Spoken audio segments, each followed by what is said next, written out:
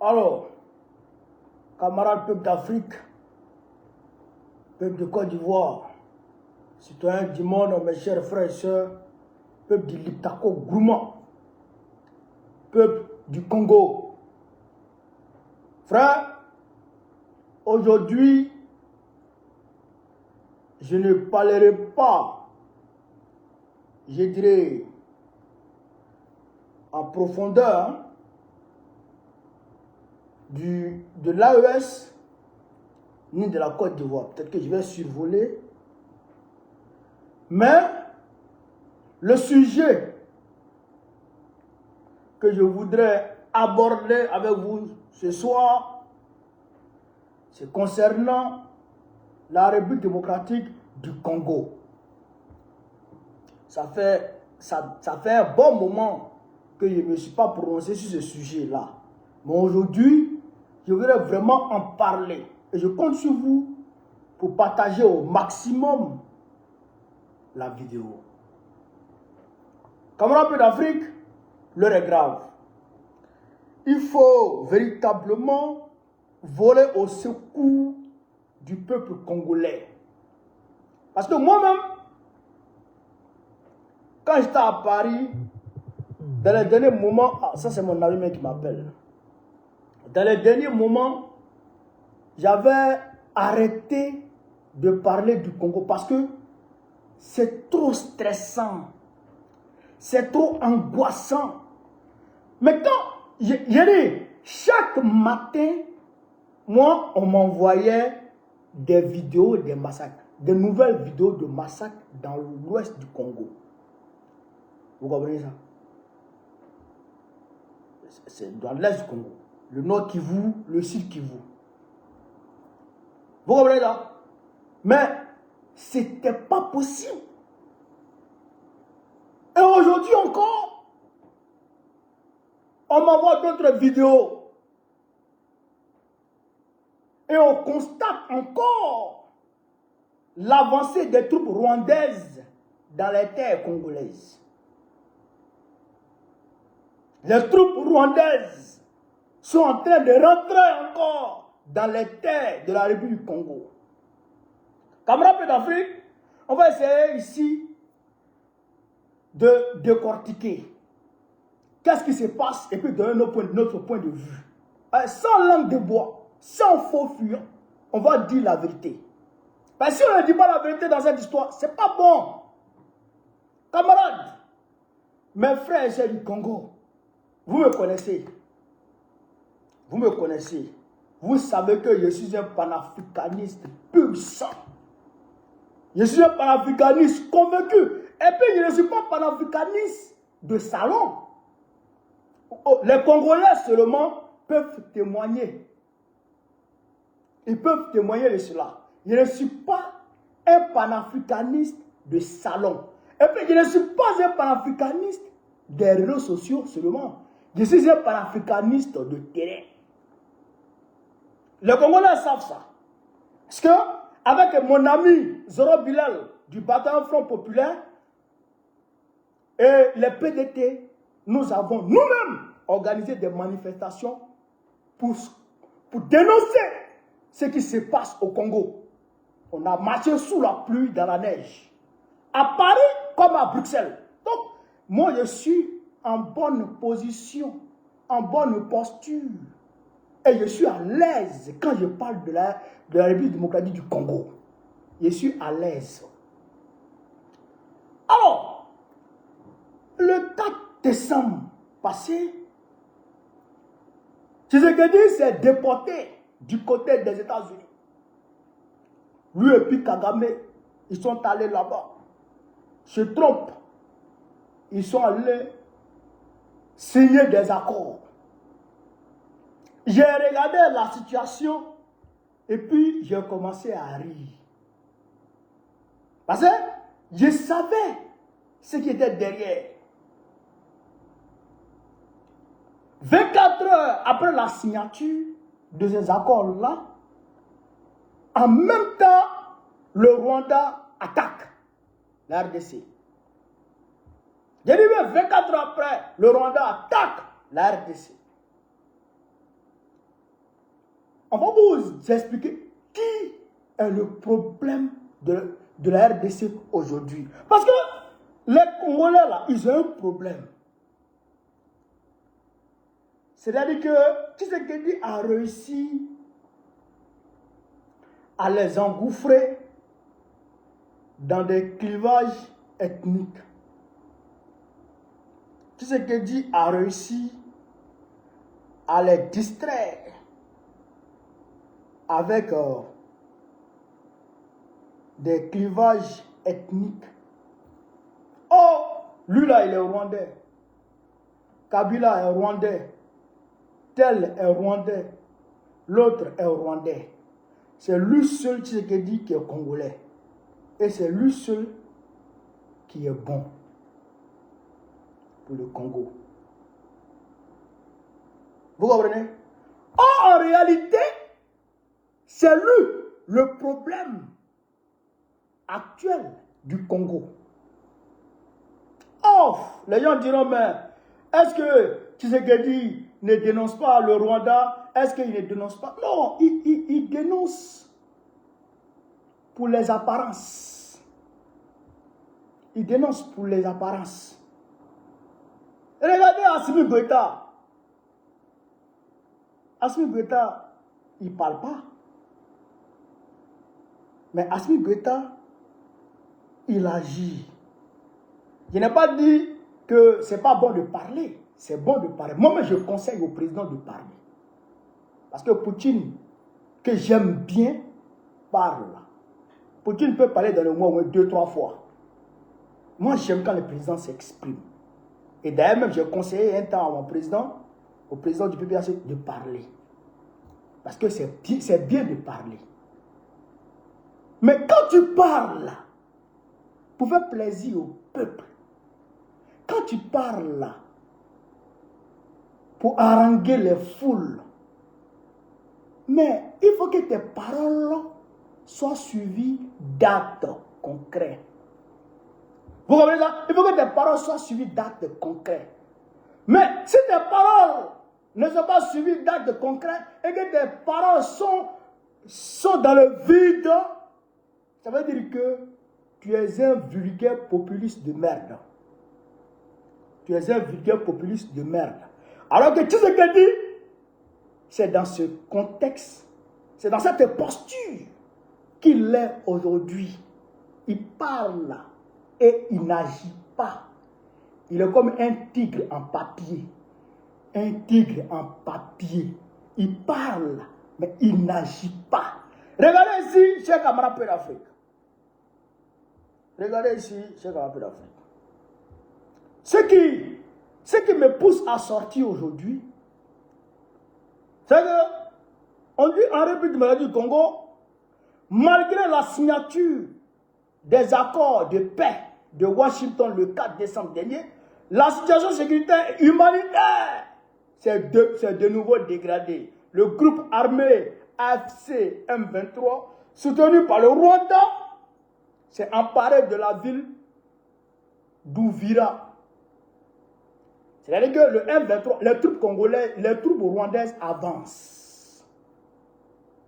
Les troupes rwandaises avancent dans les terres du Congo. Les troupes rwandaises avancent dans les terres du Congo. Frère, on va vous montrer quelque chose. Regardez ici. Nommé, Paul Kagame a lui exprimé des remerciements appuyés aux dirigeants qui étaient présents dans la salle et également au président américain. Évidemment, il a... Vous voyez, tu sais dit, il montre qu'il n'est pas content. Il est venu signer accord, mais il n'est pas content. Mais tu n'es pas content de signer un accord. Regardez. Nommé, Paul Kagame a lui exprimé des remerciements appuyés aux dirigeants du Qatar qui étaient présents dans la salle, également au président américain. Évidemment, il a dit que personne ne demandait au président Trump de se saisir de cette tâche, mais donc qu'il avait fait, qu'il avait vraiment aidé à enfin arriver à cet accord. Le président congolais a lui parlé de tournant. Alors toutefois, juste à la fin de la signature, quand les dirigeants africains et Donald Trump s'apprêtaient à quitter quitté la salle, une journaliste a demandé au président américain quand est-ce qu'on pouvait vraiment s'attendre à l'arrêt des combats, à la paix, parce que ce n'était toujours pas le cas. Et Donald Trump a répondu de manière évasive en disant que selon lui, la paix arriverait bientôt. Alors Sonia, les États-Unis y trouvent également leur intérêt avec notamment un accord sur les minerais. Oui, Donald Trump d'ailleurs a affiché ses objectifs assez ouvertement pendant son discours, puisqu'il a notamment déclaré « Nous allons envoyer certaines de nos plus grandes entreprises dans les deux pays. Tout le monde va faire beaucoup d'argent. » Cet accord va en effet permettre aux entreprises américaines de s'approvisionner en minerais critiques. Il va y avoir des investissements occidentaux dans la région, notamment qui est riche en minerais comme le tantal, l'or ou encore le cuivre. Donc cet accord, c'est pour la paix mais aussi pour la prospérité. C'était vraiment l'un des objectifs des Américains, et d'ailleurs le texte finalement entérine une série d'initiatives qui sont assez détaillées dans le domaine minier. Kinshasa et Kigali envisagent notamment de créer des centres de tolling public-privé installés aux postes frontières ou dans des zones économiques spéciales. Voilà. Et à Kinshasa. Voilà. Donc, il est parti aux États-Unis là-bas. Il a fait croire au peuple qu'il va négocier la paix. Arrivé là-bas, Trump a déposé, c'est-à-dire que ses revendications. Lui, c'est point qui l'intéresse. Il veut que ses entreprises aillent exploiter les minerais du Congo. Trump. Et il a fait savoir ça à Tshisekedi. Il a fait savoir ça à Paul Kagame. Je voudrais que mes entreprises, les entreprises américaines, les entreprises occidentales, aillent au Congo pour aller à la frontière entre vous deux, là, dans le Kivu, pour aller s'installer et exploiter les minerais du Congo. Donc pour ça, là, il faudrait que vous arrêtiez de vous battre. Mais, Tshisekedi est bête. Pourquoi? Parce que Kagame est en train de grignoter les terres du Congo. Et Donald Trump dit qu'il va aller installer des entreprises là-bas. Et cela a été cartographié. Où les entreprises seront installées là, ces zones-là sont connues. Or, Kagame est en train de grignoter les terres de ce côté-là, dans le Kivu. Mais tu penses que Kagame va vouloir que les entreprises américaines s'installent dans les territoires que tu as du contrôle? Tu penses que les Américains, Kagame va vouloir accepter que les entreprises occidentales qui arrivent puissent s'installer dans les zones que toi tu contrôles? Mais non, il n'est pas bête. Il va grignoter. À telle enseigne que si les Américains arrivent sur le terrain, qu'ils viennent trouver déjà que là où ils veulent implanter leurs entreprises soit sous le contrôle du Rwanda. Comme ça, ils traitent directement avec le Rwanda et moins cher. Et c'est ce qui est voulu même par qui? Par les Occidentaux. Puisqu'ils ont les minéraux moins chers. Ils ont la matière première moins chère à partir de l'exploitation. À partir de l'exploitation anarchique du Congo par le M23, donc le Rwanda. Le Rwanda prend et puis il leur donne moins cher. Or, si toi, Kagame, tu contrôles ta zone, si les entreprises américaines arrivent, ils vont se conformer aux normes internationales. Donc, ils vont payer relativement plus cher que avec le Rwanda. Avec le Rwanda. C'est le capitalisme. Ils veulent prendre moins cher et vendre cher. Ils veulent faire plus de profit. donc, ils vont favoriser celui qui peut leur donner la matière première moins chère. C'est ça qui est la vérité. C'est ça qui est la vérité. Donc, aujourd'hui, c'est cette situation qui prévaut aujourd'hui dans le Kivu. C'est pourquoi le Rwanda est en train de lancer une offensive éclair pour essayer de grignoter le maximum de terre au niveau du Kivu. En fait, ils veulent envahir tout le Kivu pour rajouter ça au Rwanda, sur le Rwanda, et comme ça, ils contrôlent les minerais du Kivu et eux, ils traitent maintenant directement avec les entreprises occidentales. Voilà la réalité. Et pourquoi j'ai dit que Tshisekedi est le problème? Puisque Tshisekedi est complice. Tshisekedi, il est complice du complot. Du complot aujourd'hui qui est ourdi contre le peuple congolais.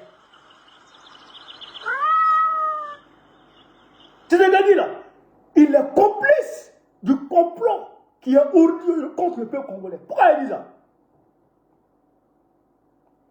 On dit par principe, l'ami de mon ami est mon ami. L'ennemi de mon ennemi est mon ami. Voilà. L'ennemi de mon ennemi est mon ami. L'ami de mon ennemi est mon ennemi.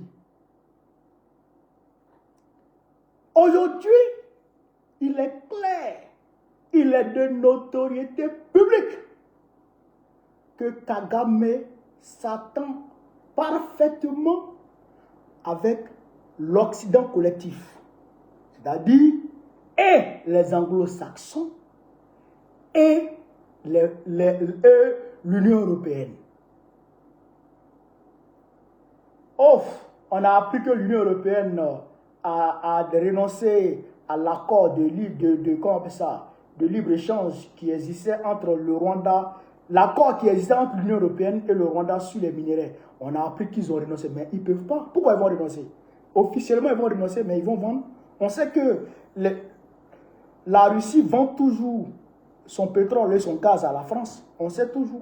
Ils vendent ça avec les navires fantômes qui naviguent dans la mémoire. On sait ça. On sait ça. Donc, s'ils viennent nous dire qu'ils ont renoncé à cet accord-là, c'est faux. Ils ne peuvent pas renoncer à leur matière première. C'est faux, ça. Ça, ce n'est pas le capitalisme, ça. Vous comprenez? Donc, si Kagame s'entend avec l'Occident collectif, y compris les États-Unis, y compris Biden, c'est-à-dire il s'entend avec les démocrates et les républicains. Parce que vous avez vu que Joe Biden s'est déplacé par là-bas. Comment on appelle ça? En Angola. Joe Biden s'est déplacé par là-bas. Joe Biden est parti conclure des accords sur le chemin de fer qui va quitter le Congo, c'est le Kivu là, jusqu'au port de Rwanda. Vous comprenez? Pour on va dire, exporter les matières premières du Congo aux États-Unis. Vous comprenez ça? Donc il s'entend avec, Kagame s'entend avec tout le monde. Maintenant, toi, tu sais que dit, tu ne cherches pas autre ami, hein? C'est les amis de Kagame qui sont toi tes amis. C'est-à-dire que tu es en train de forcer amitié avec les amis de Kagame. Or, Kagame leur donne la matière première moins chère, presque gratuitement. Alors qu'ils savent que si toi tu prends possession, effectivement, de tout le Kivu, tu vas leur vendre la matière première conformément aux normes internationales, c'est-à-dire plus cher que Kagame. Qui est fou? Qui est fou? X me donne la matière première à 10 000 francs le kilo. Toi, tu veux me donner la matière première à 20 000 francs le kilo. Mais moi, je vais être plus ami avec X que toi, Y. C'est simple, non? C'est simple, non? On n'est pas obligé d'aller à l'école pour connaître ça. C'est simple, non? Ou bien, celui qui t'arrange, c'est celui qui est ton ami. On est d'accord ou pas? Donc, les Occidentaux, ils donnent tout ce dont Kagame a besoin. Ils donnent à Kagame tout ce dont il a besoin pour non seulement garder le contrôle sur les zones du Kivu qu'il a déjà envahi, mais il lui donne encore les moyens pour plus aller en profondeur. Pour plus aller en profondeur dans le Kivu. Et pendant ce temps, tu sais qu'elle dit que monde l'amitié des mêmes occidentaux. C'est-à-dire que c'est comme si il est en train de faire parler, apparemment, il est en train de faire parler avec Kagame sur l'amitié des occidentaux. Pendant ce temps, il y a un homme qui s'est levé pour prendre une autre trajectoire. C'est qui cet homme? Cet homme s'appelle Constant Moutamba. Vous allez voir ici quelque chose et vous allez comprendre, le peuple congolais va comprendre pourquoi Constant Moutamba a eu tout ce problème. Pourquoi Constant Moutamba a été arrêté. Le peuple congolais va comprendre ça. Regardez ici. Regardez ici, Cheikh Ahmadou Bamba. Le porteur d'un message du chef de l'État, Félix. Attends, c'est quoi ça? Merde!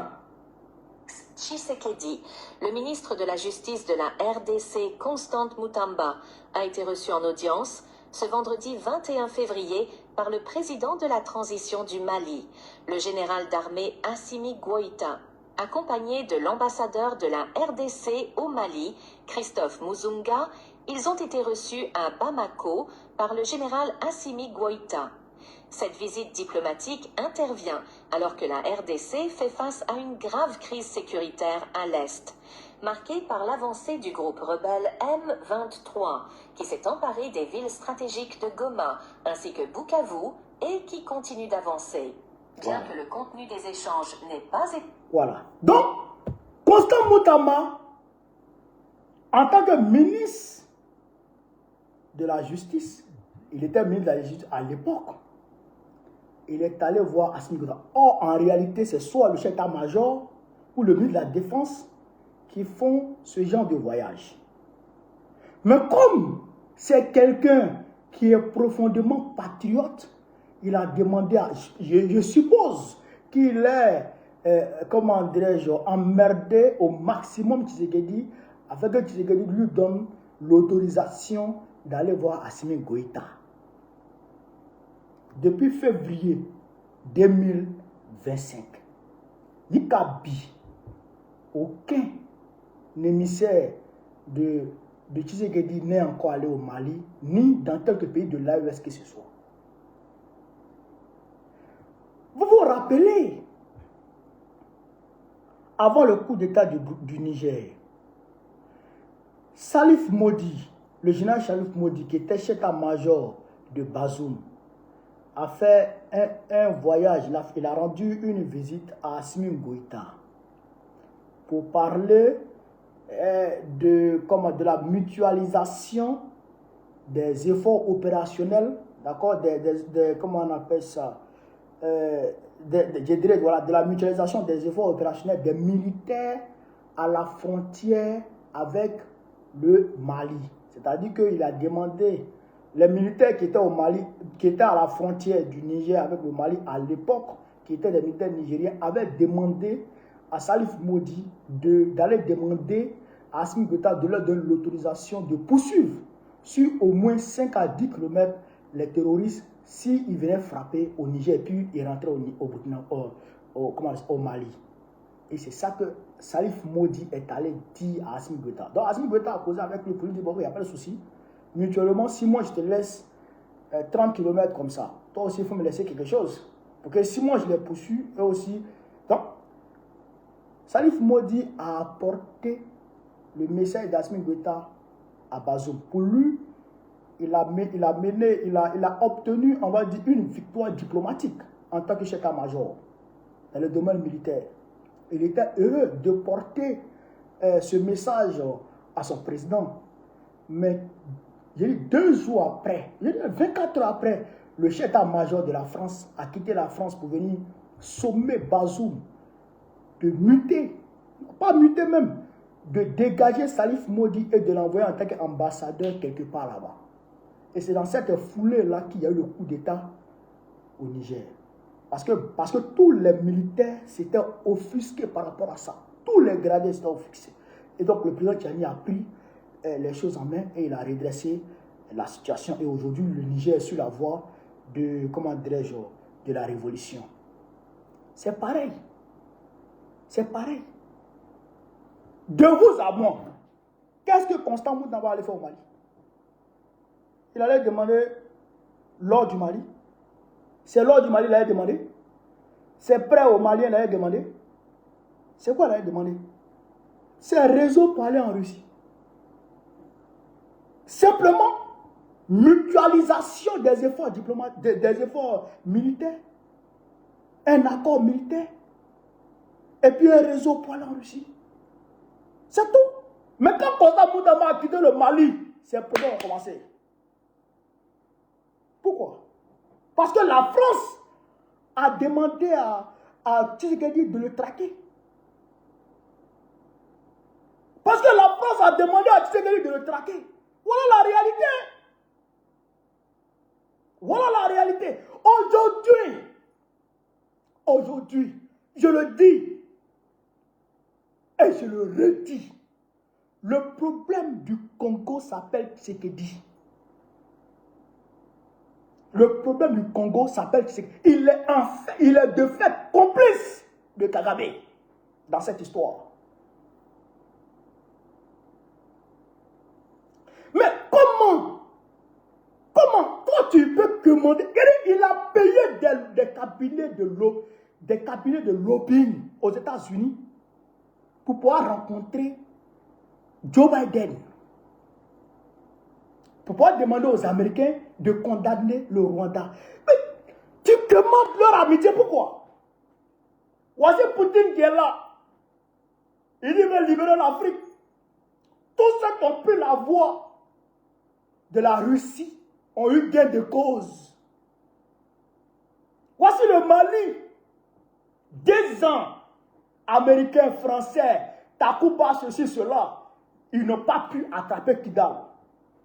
Assimi Goïta avec le concours de la Russie, avec les accords militaires avec la Russie, il a pris en moins de 5 ans, en moins de 4 à 5 ans, il a récupéré Kidal. En moins de 4 ans, il a récupéré Kidal. Aujourd'hui, il n'y a pas un périmètre du Mali où les soldats maliens ne peuvent pas mettre les pieds. Ça n'existe pas. La zone des 3 frontières qu'ils avaient mystifiée, avec leurs médias propagandistes. On dit c'est infesté. La zone 3 frontières, c'est grave. C'est comme si Assimi Goïta est parti là-bas en une demi-journée. Frère, c'est-à-dire qu'en quelle demi-journée, en quelques heures, en moins de 4 heures, il a botté tous les Wawara qui étaient là-bas. Il a botté tous les Kodjo qui étaient là-bas. Et c'est là qu'ils ont commencé à parler de Moura. Mais en réalité, c'est parce que Assimi Goïta a brisé le mythe qu'ils avaient construit autour de la zone des 3 frontières. Aujourd'hui, c'est la zone des 3 frontières qui s'appelle le Litako Gourma. Quand je vous dis le Litako, quand vous dites camarades peuple du Litako Gourma, c'est par rapport à la zone des 3 frontières. Le Litako Gourma, l'alliance du Litako Gourma, c'est ça qui a créé l'AES, les 3 pays où ils se croisent là. C'est là-bas le Litako Gourma. Aujourd'hui, le Litako Gourma est à l'aise.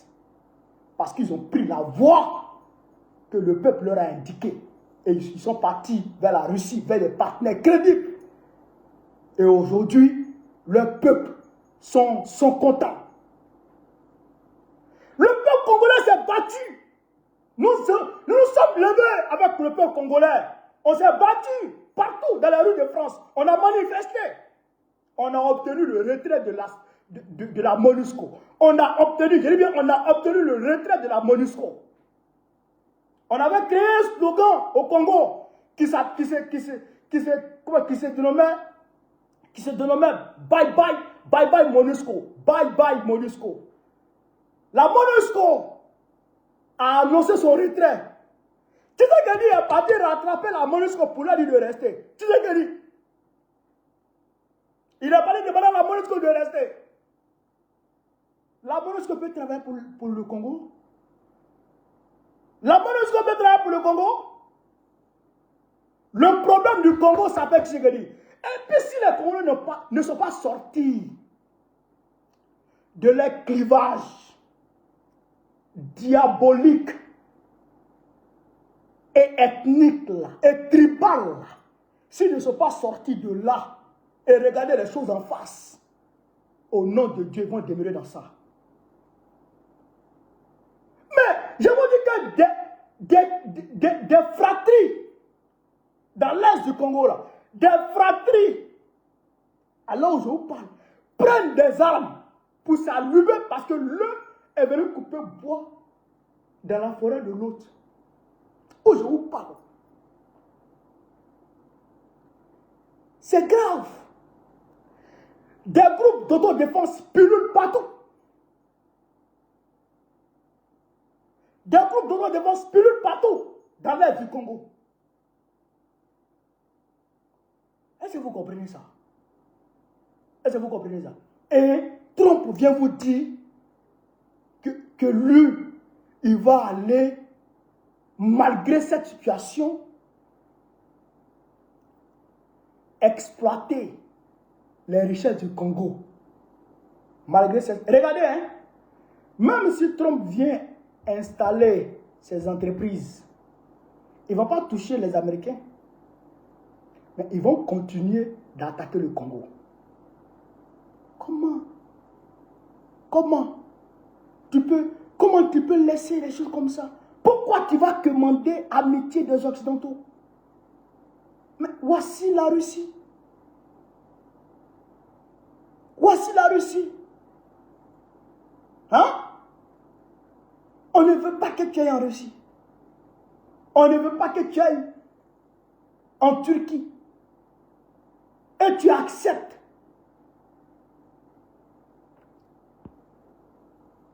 Et tu acceptes ça. Non, mais c'est surréaliste.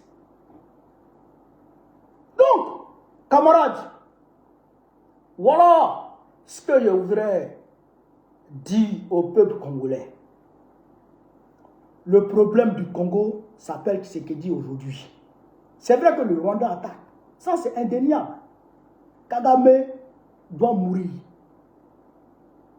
de la manière la plus atroce possible. Dieu doit le frapper. Est-ce que vous comprenez ça? Dieu doit le frapper. Mais, Tshisekedi lui-même, est-ce qu'il ne voit pas comment l'AES s'est débattu?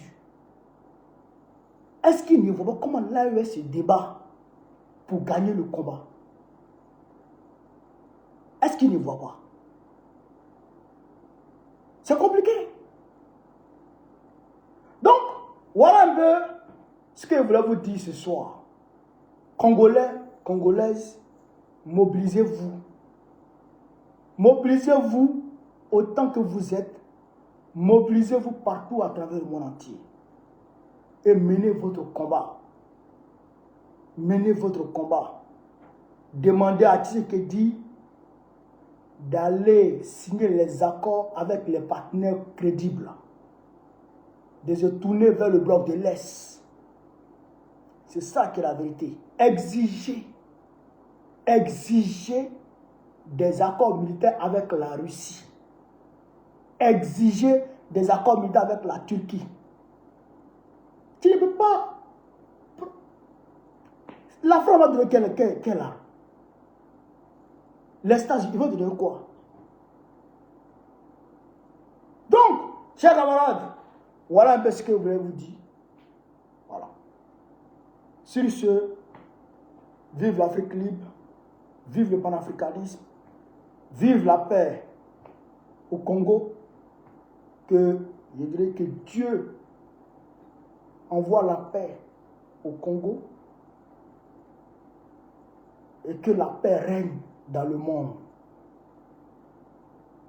Vive l'Afrique libre, vive le panafricanisme, vive tous les présidents panafricains, vive l'AES, vive la révolution ivoirienne, Babo président de la Côte d'Ivoire, très prochainement. Merci les gars, merci à tout le monde.